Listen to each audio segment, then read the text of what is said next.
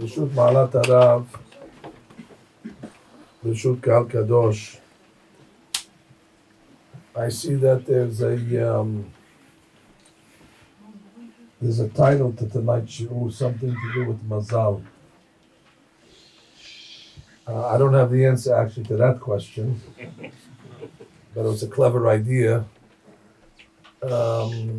Actually, I had prepared shiurim this week to deliver wherever I was speaking. However, because of the current events that took place in Eretz Israel over the last couple of days, I had to make a diversion, and I felt that we need to go back and talk a little more about the galut that we're in, and we need to look at it from a perspective of Torah.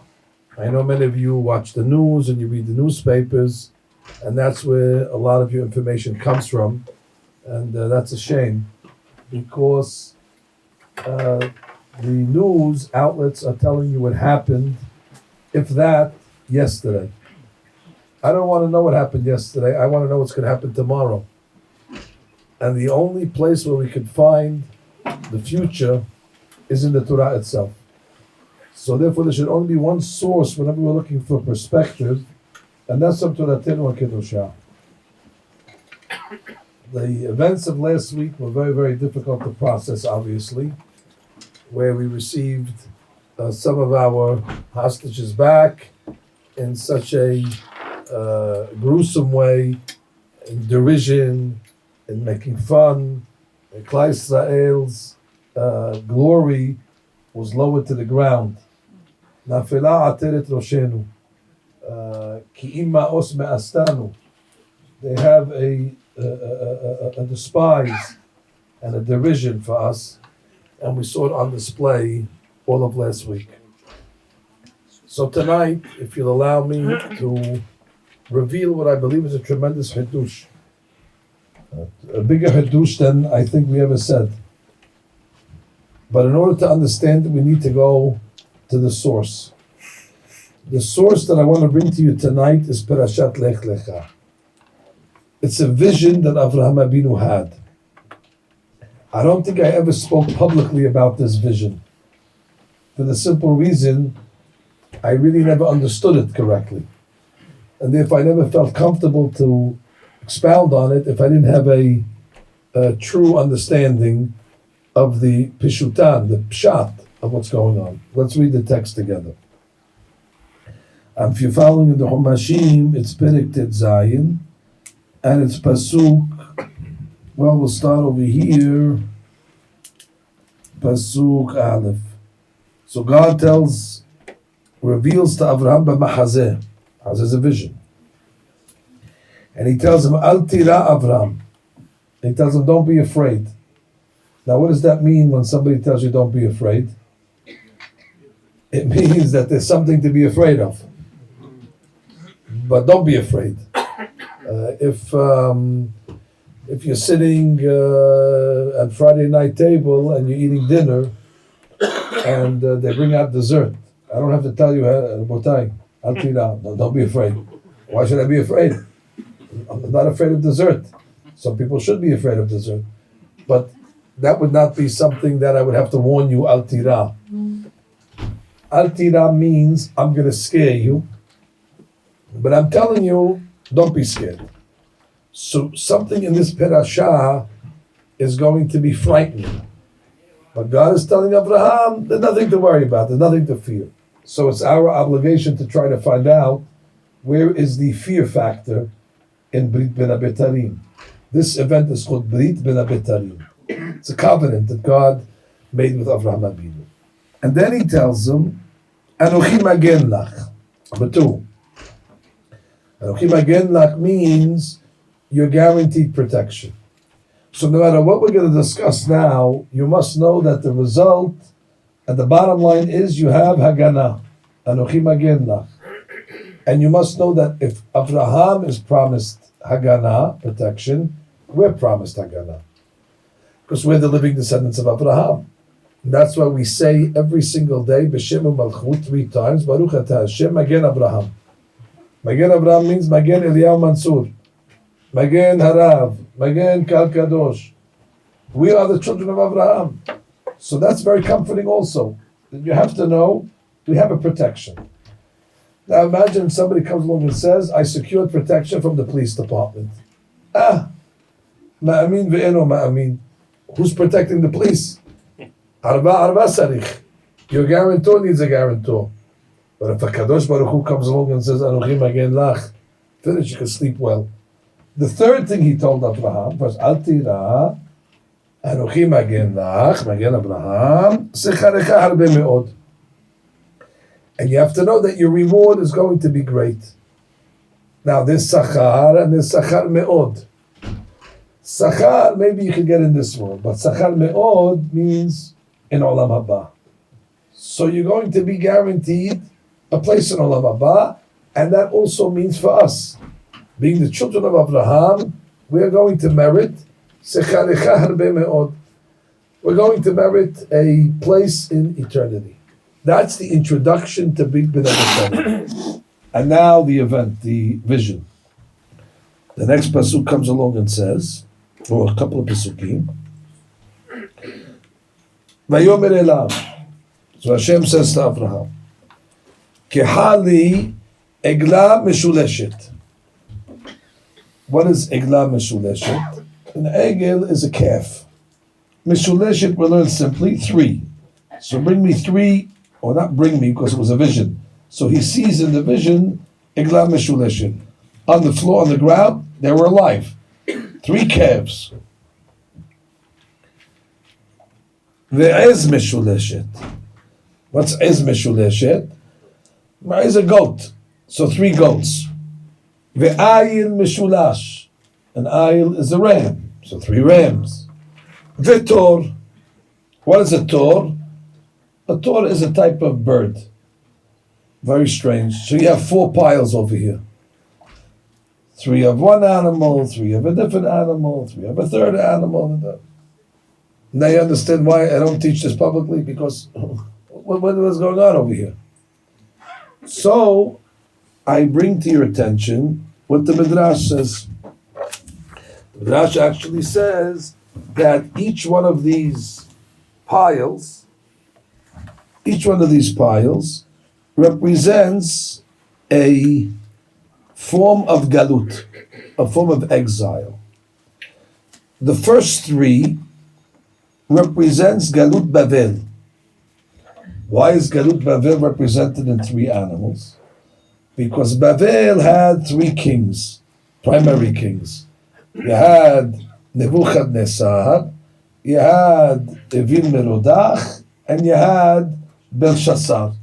So those are the 3. And then you have the next kingdom, which is referring to Parasumadai. And Parasumadai, so you have, of course, Koresh, and you have Daryavesh, and you have Ahasuerus. So you have 3 kings in that exile. And then in the 3rd exile, which is Yavan, so you have Antiochus the first, Antiochus the second, Antiochus the third. And then in the 4th exile is Galut Romi, which is compared to a Tor. Right? So the Midrash sees in these 4 animal sections 4 exiles. Now I wanted to make it very clear. When Abraham is seeing the exiles, he's seeing everything. He's not just seeing 4 words, Bavel, Parasumada, Yavan, Romi. He's seeing everything. He sees the destruction of the first Beit HaMikdash. He sees Galut Bavel. He sees the destruction of the second Beit HaMikdash. He sees them taking the Klei Kodesh from Rome, from Jerusalem to Rome. Avraham Avinu sees everything in between. He sees during the Galut of Parasumadai, Ahashverosh and Haman. He sees in Yavan the desecration of the Beit HaMikdash, the Yevanim. He sees everything. All the pain and suffering of the 4 Galuyot, especially the 4th one, which we're living in now, Abraham saw everything in front of him. He saw the Inquisition. He saw the pogroms in Europe. He saw Auschwitz. He saw Treblinka. He saw Bergen-Belsen. He saw up until October 7th. That means everything was laid out in front of Abraham. The 4 exiles. This is the Mahazeh. This is the vision. And it's divided into those sections. What else did he see? The Pasuk continues. The Gozal. What's a Gozal? A Gozal is a dove. Well, there's no exiles that are left. So who's the Gozal? The Jewish people. The Jewish people are compared to a dove. Like Shlomo HaMelech said in Shir HaShirim, Ahati, Yonati, Tamati. So the Gozal is us. So he saw it in front of his eyes. There's the Gozal, which is the Jewish people, which is a small little bird, against the 4 empires. And the 4 empires are going to have a field day in trying to destroy and to kill the one Gozal. What does Avraham Abinu do? Vayikach lo et kol ele. So Avraham takes all of these animals. Vaybater otam batavech. What does it mean, vaybater? He took a cleaver or an axe, and he cut all the animals in half. Vaybater otam batavech. What is the symbolism of Avraham Abinu cutting them? Says the Midrash, and I have it here. It's actually Pirkei de Rabbi Eli Mansour. He says it's a good thing he did that. And I quote, "Vaybater otam batavech, ilule lo batar Avraham, lo haya ha'olam yachol la'amod." That means Avraham said, I need to mitigate the exiles. If these animals are going to come against the Jewish people as they are, the Jewish people will not be able to overcome them. And if there's no Jewish people, there's no world. So therefore, Avraham did us a big favor. He went to Galut Bavel, he cut them. By cutting Galut Bavel in half, it doesn't mean that Galut Bavel is going to disappear. Well, actually, that's exactly what it means. Which means we will survive Galut Bavel, and eventually Galut Bavel will be no longer. There's no more Babylonians.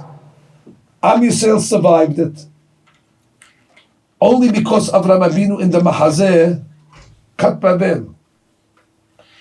And that's why there are no more Greeks. Maybe Greek yogurt you have still today.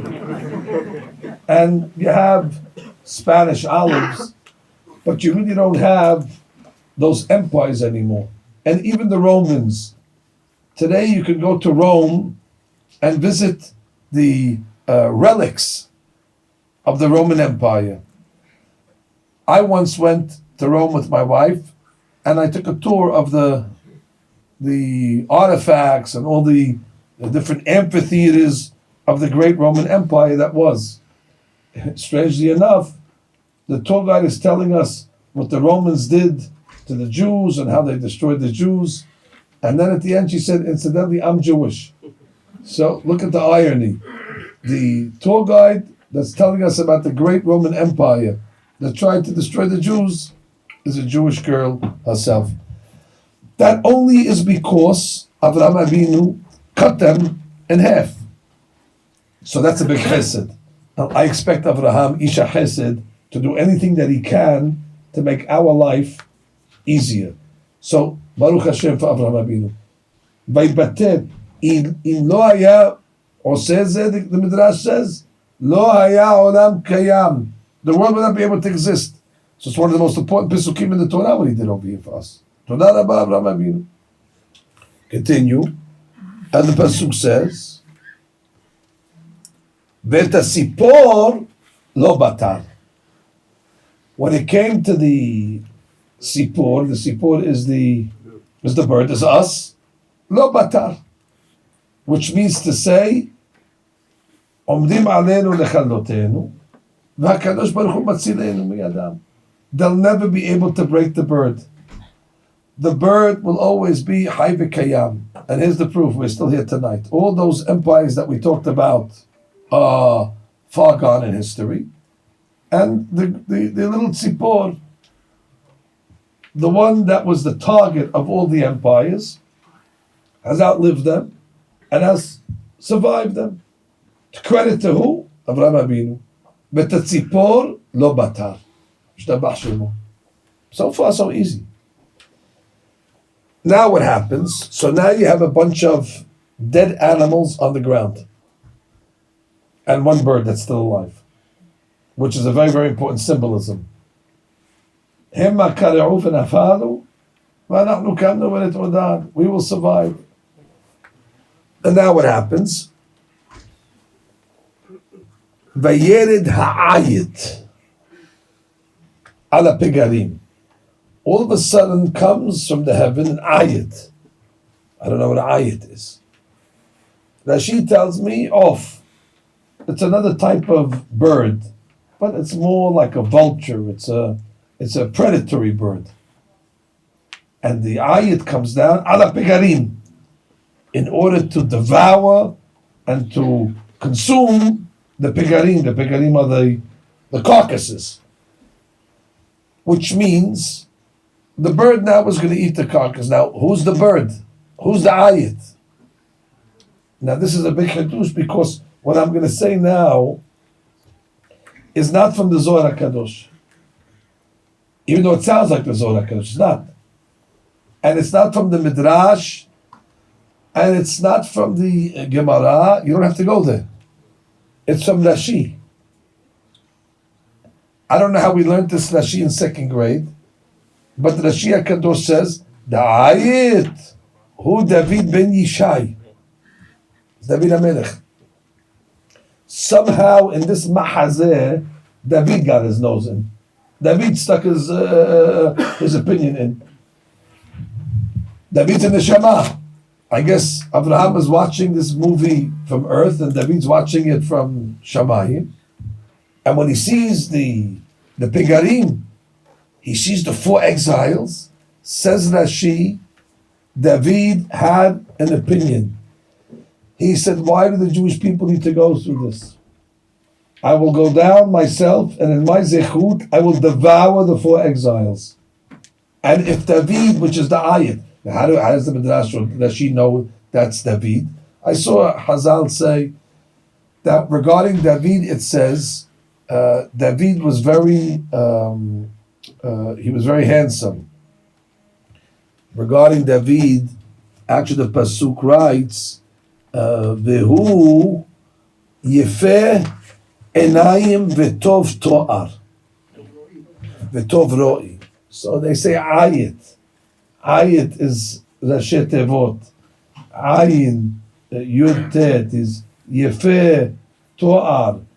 He has a nice, handsome look. And he has beautiful eyes. So therefore the ayat is David. David wanted to do us a tremendous favor. He saw the Pigarim.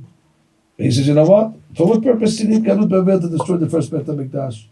What do you need the Holocaust for? What do you need all these troubles? Vayered ha'ayat ala Pigarim. This is the greatest story that David HaMelech wants to save us from Galut. Okay, it should end here. And we should say, and fine. Now the Derash begins. What I'm reading you now, to me, is the most complicated words in the entire Sefer Torah. And it's for this why I never explained it publicly. Till now, it's easy. Pirush Rashi, everything makes sense. Explain to me what this means now. Vayashev otam Abram. I know what Avram is, that's Abraham. Otam means them. Maze vayashev. Huh? No, that's vayeshev. Brought them back. Huh? Brought them back. No, does not mean that. Chazaq Baruch. Chazaq Baruch. No, that's it. He said it. Vayashiv means that she quotes, like it says, Yashiv Ruho. But Olam sends his wind. So Vayashiv Otam, Abraham means that when he saw the ayat, he sent it away. Vayashiv. Now, before I ask my question, I have a grammatical question. How many birds were there? There was one. So why does the pasuk say otam? The pasuk should say vayashiv. Or bird is nekeva ota. Why does it say otam? Baruch Hashem, this question I found that was asked by the Terumat edition in his Perush Maharai on the Torah. I'll get his answer in a minute. But the $1 million question is, Abraham, you're shooing away the ayat. The ayat is David HaMelech. David HaMelech is trying to devour the Pegarim to save the Jewish people from Galut. And you also tried to save us. You tried to cut it in half to make it easier. David has even more courage. He wants to get rid of it completely. Why would Abraham stop that process? Instead, it should say that Avraham Avinu encouraged the ayat, helped the ayat. This is not a dangerous ayat. This is actually a favorable ayat. And Avraham Avinu shoos it away. Go away. By shooing away David HaMelech, you guarantee that the Jewish people will suffer for exiles. Avraham Avinu, it comes out, and I don't want to say this too loud, but the father of our nation, Isha Chesed,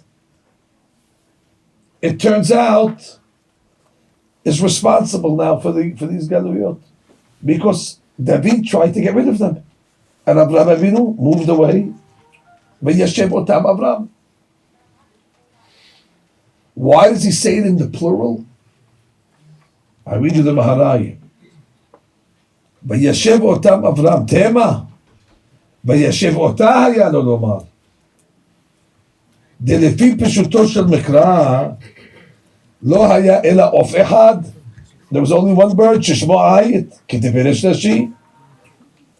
וגם לפי המדרש, מי זה העית? דוד, which is the Mashiach. ויש לומר, says the Maharai, because in every generation there was a potential Mashiach that came to save the Jewish people from Galut. In the time of Hizkiah was supposed to be the Mashiach. In the time of Rabbi Akiva, there was Bar Kochba. And if you go throughout the generations, there was always somebody that rose. In the times of Shimshon HaGibor, he was supposed to be the Mashiach. And Avraham Avinu Avalav Shalom, he saw all of them. And he saw all the potential Mashiachim that intended to end the exile early. And Avraham Avinu Alav Shalom, he sent them all away. Vayashiv otam, all the potential Mashiachim, starting with David, Hizkiah, Bar Kochba, Shimshon HaGibor. So not only did Avraham interfere with one Mashiach, he interfered with all the potential ones. And I'm asking and scratching my head, Shomu Shamayim Mazal. You have a chance to save your children from Galut. Why would you interfere with such a process? How are we to explain the pasuk, Vayashev otam Avraham? I wonder how you learned these pesukim. I always knew this question, but I never had an answer for it. Until this week,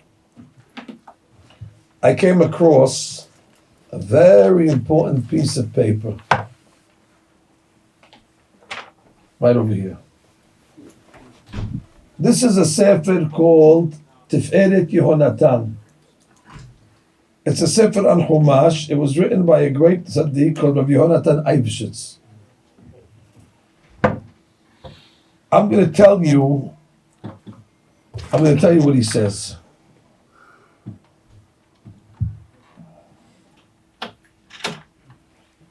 He writes, I'll say it outside and I'll read it inside.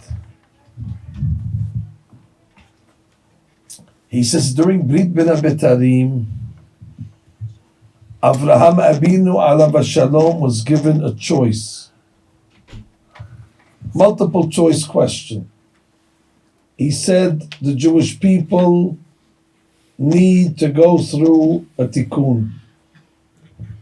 Because of the sin of Adam Rishon of Etz Hadat, the Jewish people need to go through a purgery. There's no free ride. They will get to Gan Eden. Everything will be fine. But they have to go through a certain type of purification. And it's not an easy purification. Abraham, you're the father of your people. You could choose for them. You choose, it's multiple choices, only two choices in the test. A or B. Okay. God says to Abraham. Abraham says to God, what's A? A is Gehinam. Gehinam? Yes. If you choose Gehinam, the Jewish people have a very easy existence in this world. There'll be no anti-Semitism. You won't need the ADL. You won't have to worry about college campus. You won't do nothing. Jewish people will be considered equals to all the other nations. But that's not going to bring them to the tikkun.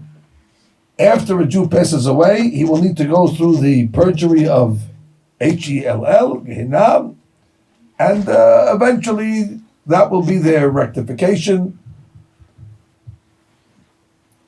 Avraham Avinu says, I don't know what Gehinam is, you have to show it to me. Obviously Hashem shows Avraham Avinu what this Gehinam is. Fine, okay, what's option B? Option A is a terrible option. Maybe option B is better. B, he shows him the four galuyot. Option B is Gehinam ba'olam hazeh. You'll get Hell, but on earth. But if you get it here, you really get saved from the other, and the Jewish people will reach rectification by and large, and from there they can go to paradise. Now you understand why God tells Abraham, Al Tirah, because the options that I'm giving in front of you are scary options. There's no Gehinam, Galut, or none of the above. No, or option 3. It's one or the other. And could you imagine the pressure? Avraham Avinu has to choose for us what he feels is the right or is the better of the two choices. I don't know. Gehinam or Auschwitz. Gehinam or Theresienstadt. Gehinam or October 7th. Gehinam or what we're looking today. To me, that's not such good options. Avraham Avinu was stuck between a rock and a hard place. No matter what he picks, it's not so good for us. I want to read it inside for a minute. He writes, Ki HaKadosh Baruch Hu natan Avraham habechira. God gave Avraham a choice. Or livhor lebanav galut. Either he could choose for his children galut, shabud malchuyot, the kingdoms will be against us, or shirshu gehinam. Or you take Gehinam. I can ask you a simple question. How does Avraham know what to choose? How is Avraham capable to know what the right answer is? When we were in school, when we would have multiple choice questions, and we didn't know the answer, so everybody has tactics. We also had tactics. You call the teacher over, And the teacher's usually Tamim or Tamima, And you say, can you read the question for me over here? I don't know the question. And she reads it for you. Then you point to A. And you look at her. And she winks. She says, now you know it's B from process of you smile back, very nice. And that's it, you know the answer. So sometimes the teacher, through her or his remazim, gives you the right answer. So says Rabbi Yonatan Eibeshitz, and I quote, "Ve'Avraham Abinu haya navoch, ve'ir Shushan navocha, ve'Avinu Avraham navoch." He was navoch. What does navoch mean? He was confused. You would be confused too. We're confused just reading it. And then he says, "Ve'Hakadosh Baruch Hu yi'atzo libhor galut." God said, trust me, the better option is galut. Gehinam is much more severe. The Ramban writes that 1 second of Gehinam is worse than all the Yisurim that Eov went in his whole entire life, and that's 1 second of Gehinam is worse. So therefore, as bad as you think anti-Semitism is, as bad as you think our blood-stained history is, as bad as you think all that we've endured, especially during the Holocaust, especially during the modern times in Eretz Yisrael, as bad as it is, and it's bad, but God said it's bankruptcy. And in bankruptcy, you pay 10 cents on the dollar. This is 10 cents on the dollar. Compared what you'd have to pay full price in Gehinam, it's a better option to take the full galut. Now, I say, how about we don't have any of this? It seems that that's not the option. It seems that there needs to be a certain preparation for the Jewish people to fix themselves from whatever avirot. He says it's a da'at from day one. Fine, but there's not an option. I would love it to say, how about we just eat candy and we're gonna have a party, and God, you can do whatever you want. We don't need to go. That wasn't the choices. So over here, we understand that Abraham is going to be filled with fear because he has to now point, not for him. He's pointing now, because Abraham did not go through Galut Bavel. He chose Galut Bavel for us, and he chose October 7th for us. This is the great challenge that Abraham had, and that's what the Pasuk says. And I quote, "Vayi hashemesh lavo." What happened now? The sun started to set. Says Rabbi Yonatan Eibeshitz, the sun starting to set represents galut. Starts to get dark. Now, as the sun is setting, Avraham alav shalom can stop the sun. If he says to the sun, stop, there will be no galut, but there'll be Gehinam.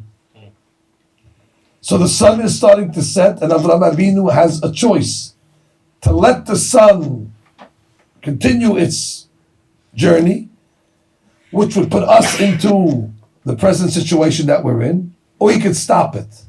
Now, as this is happening, David HaMelech, he has a different derech. He says, no, I see what the galut is. Vayered ha'ayit ala pegarim. So here we have now a mahloket between David HaMelech and Abraham.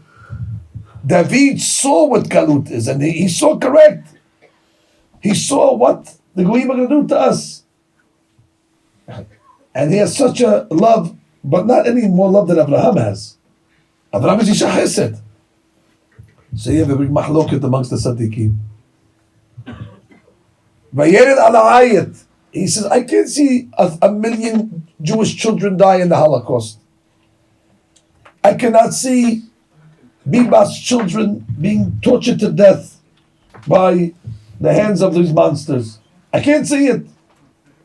But David, it's either this or Gehinam. Gehinam is better. The problem is, says the Mefarshim, the one that receives the prophecy gets Siyata Dishmaya to understand it correctly. This was not a prophecy to David, this was a prophecy to Abraham. And Rabbi Yonatan says, God helped Abraham choose. So when he saw the ayat come on the Pegarim, Abraham had to make the hardest decision of his life to allow the 4 exiles to continue, saving us ultimately from Gehinnom. And that's why the Pasuk says, V'hineh Hashemesh, the Shemesh started to say, V'hi Hashemesh lavo, V'tardeman nafla al Abraham, and Abraham starts to fall into a deep sleep. V'hineh Ema. He got afraid. God told him, don't be afraid. Al tira. V'hineh Ema. And the Pasuk says, V'hineh Ema Hashecha Gedola Nofelet Alav. At that moment, the 4 Galuyot was set in stone.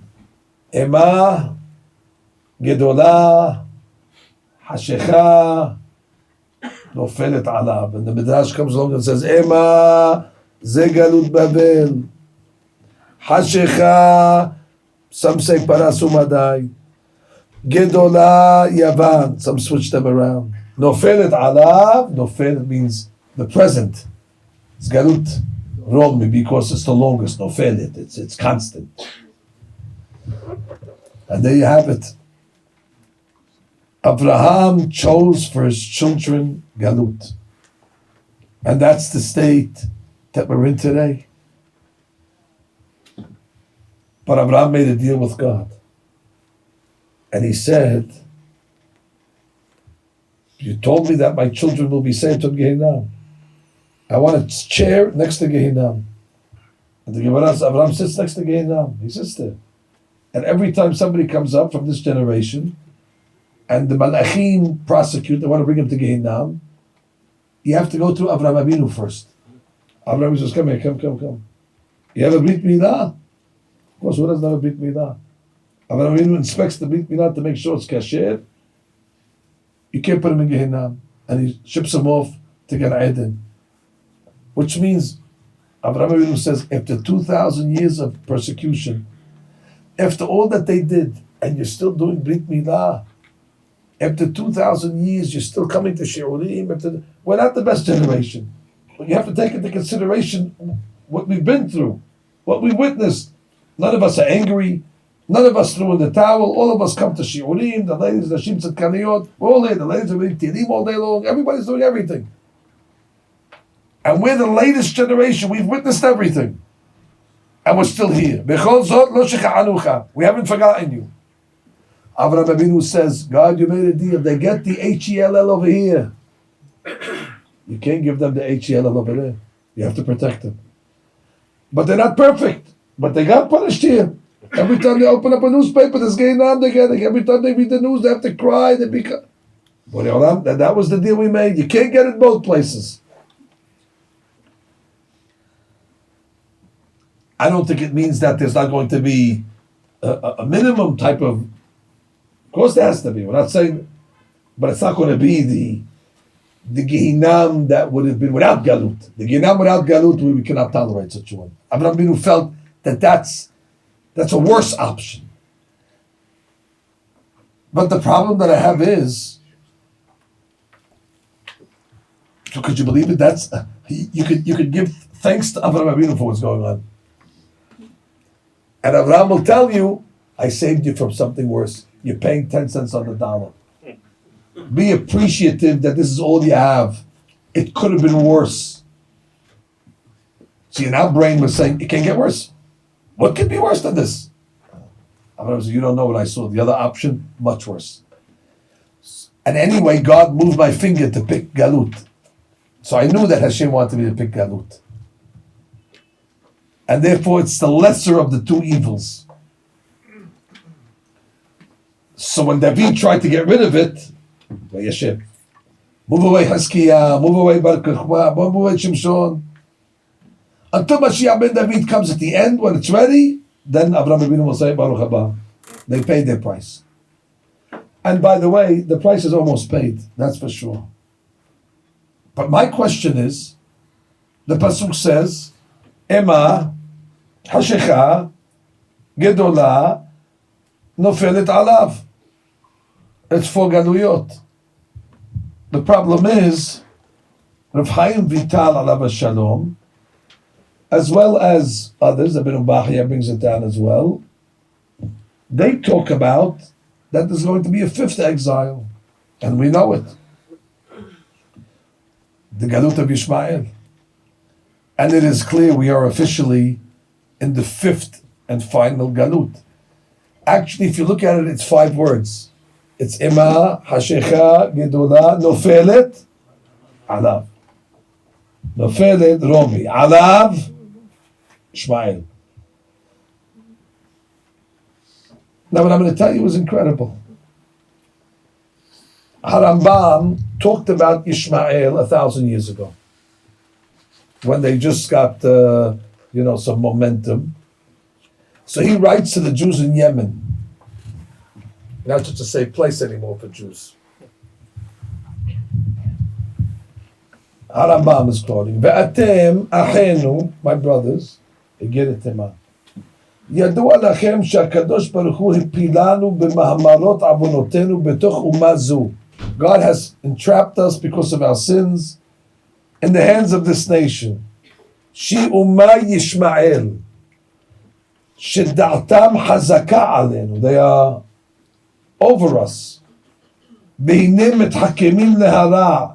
They're always figuring out strategies to do bad for us.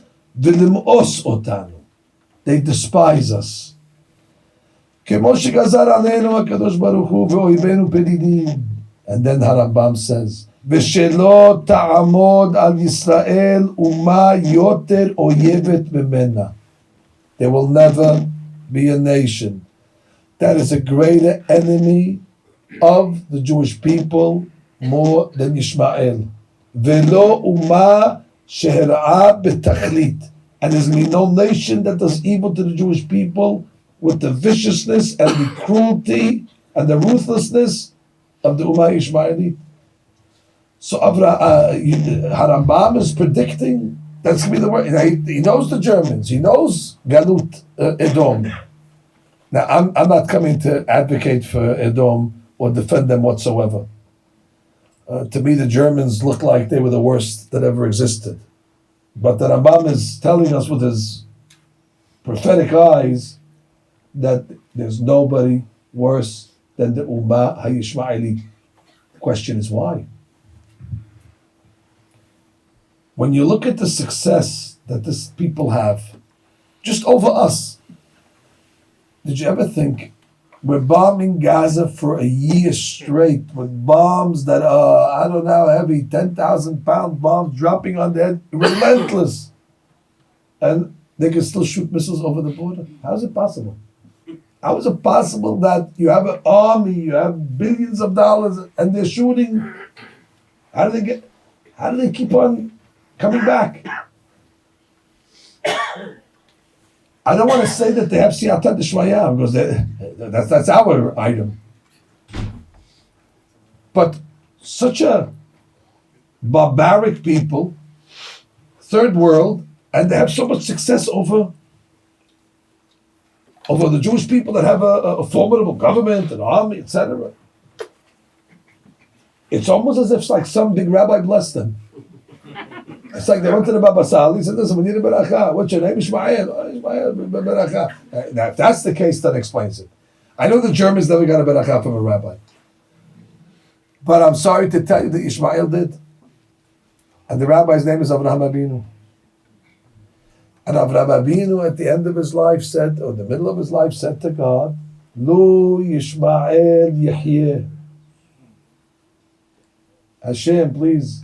Ishmael Yehyeh. So that's it. That's better than the Baba Salih. You got to bet. So look, now, when you read these stories about Abraham, you say, whose side you on? You got rid of David, you kicked him out, and now you're going to our worst enemy, and you're telling him, that's Leah, Lu Ishmael Yehyeh. So he's walking around with the barakah of Avraham Avinu. Now you understand why he's so successful? If you got a beracha, which we did, but he also got a beracha. We also have the beracha. We have the primary beracha. Don't take my word. I know we're saying things that sound But Rabbi Yonatan Eibish, it says it.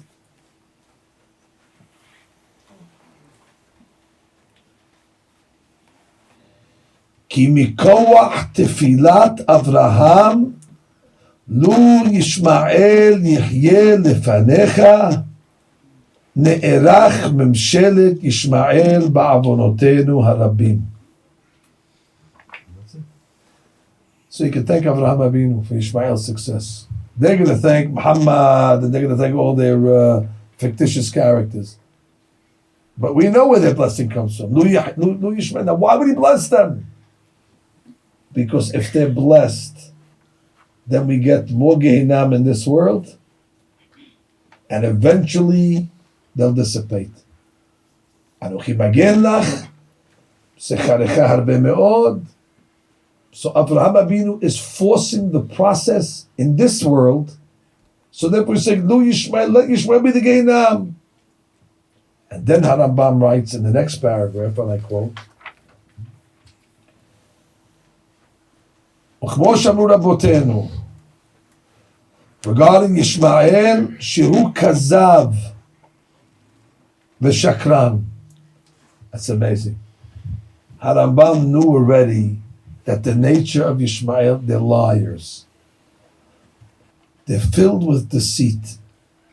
I said this in the synagogue over Shabbat, and then Monday morning everybody emailed me the front page of the New York Post. Liars. How did you know? I didn't know anything. The Rambam said it 1,000 years ago when they sent back the wrong body. Intentionally. But just think about the lies of Yishmael. They can attack us and somehow they can turn it around and make it as if they were the victims of October 7th. And you have nations that want to believe the lies, so you have to have willing partners to want to believe the lies.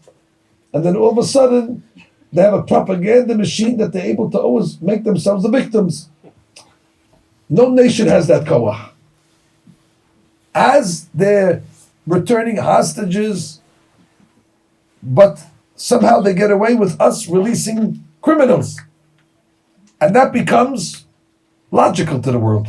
Yeah, hostages you have to release. Yeah, so you're releasing dead people, and we're returning people that are killers.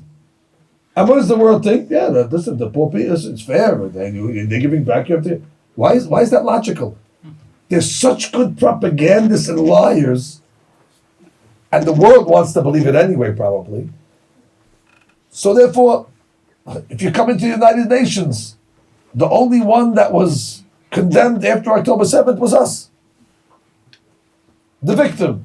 And anytime they said something against Bnei Ishmael, they have to offset it with saying 10 bad things about Bnei Israel. Because the guy from the United Nations, the Palestinian guy, gets up and he cries in front of them, and he says the hospitals and the children and the batich and all the other things. And everybody says, oh, you can't do that, innocent people. And you have people crazy running around the streets. Harambam writes, what's going to happen when we hear their lies? Ishmael had 3 children, amongst many.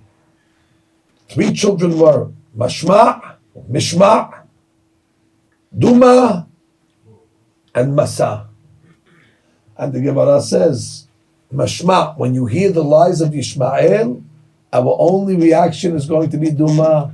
Duma means Dum, just keep quiet. And Masa, you're going to have to tolerate it until the end of time. We have a Tehillim book over here. I'll show you something from the Tehillim. Yes, Tehillim book? Quoting Tehillim. Open up chapter 55. Open up, Munhe. The Midrash asks, why is he called Yishmael? Right, see, I told you, it's not such an easy book to find. Where are the ladies? Ladies don't have Tehillim books in their pocketbooks? On the phone. Shabbat, what do you read on Shabbat? Chazaq, I knew the lady, she took care of you. 200 men, we can't get a Tehillim book. Chazaq, we got it.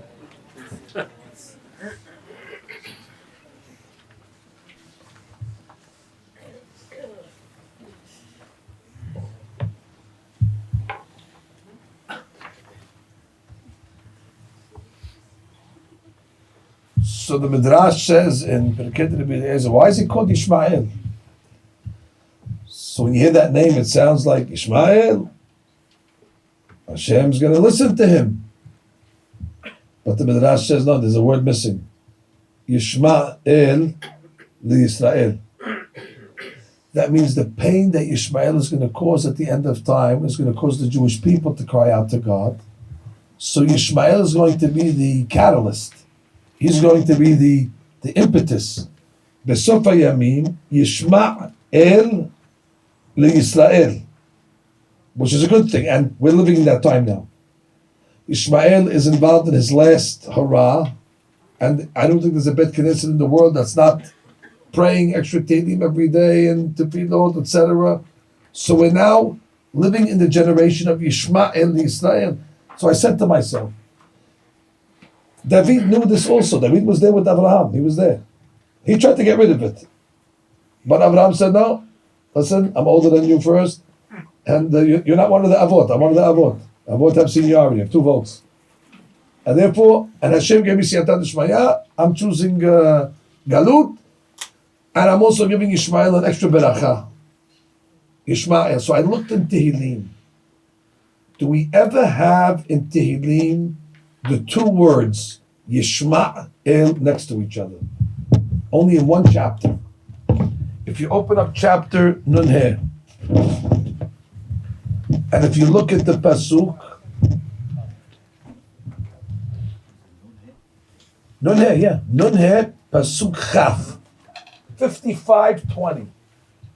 It's the only place in Tehillim, Yishmael v'Yanem. Also, there's a remez of Yishmael in this chapter. And what does the pasuk say regarding Yishmael? I read the beginning. Yir'ah bara'ad yavobi. We're going to be filled with fear and trepidation. Va'omar, mi yiten li eber kayona. Hashem should give me wings. A'ufa ve'eshkona. That the Baba Sali wrote. A'ufa ve'eshkona. Because he was referring to Galut Yishmael. He said, we're going to want to run away if we could fly. Ahisha miflatli miruach so'a misa'ar. And then David HaMelech says regarding pasuk of Yishmael, which is Perek Nun-He, he says, Ki ra'iti Hamas v'riv ba'ir. In the Tehillim that he mentions Yishmael, he mentions them by name. That it's going to be regarding Hamas. And then he says at the end of time, Lo yiten le'olam mot tzaddik. God will not let the tzaddik, which is us, falter. V'ata Elohim toridem be'er shachat. But olam will bring them to a empty pit, a lonely pit, and shedamim u'rima lo yichesu yemehem v'ani yiftach ba. So David HaMelech is telling us the end of the story. That's why it's tomorrow's newspaper. At the end of the day, lo yichesu yemehem be'er shachat. Yisrael nosha b'Hashem. But in the meantime, the process has been chosen for us. And who chose the process? We chose it. Not the Goyim. We decided the process. And the pasuk refers to them as pegarim. You know what a peged is? A corpse. It looks like they're doing something. They're corpses. They're puppets. They're only messengers to God to bring the Jewish people to the ultimate rectification. That's what they're called pegarim. They think they have strong, they have army, they have artillery, they have UN. Pegarim. They're puppets. They have no power whatsoever. Finally, a little biology for a minute. The Gemara says that there's a certain animal. The animal is called ayala. Maybe it's a deer or a gazelle. And the Gemara says that it has a very narrow womb. And it's a problem. Because when it wants to give birth, the baby cannot fit through the canal. So what happens? So obviously there's no OBGYN by the Ayala genre. They don't have epidural and all these other things. So Hashem, through the nature, HaKadosh Baruch Hu sends a snake that's called Hadroken. And the snake comes exactly at the time that the Ayala is supposed to give birth, not a second before, not a second after, and bites the Ayala. And when the venom of the Hadroken goes into the Ayala, she screams. And at that moment, 10 centimeters.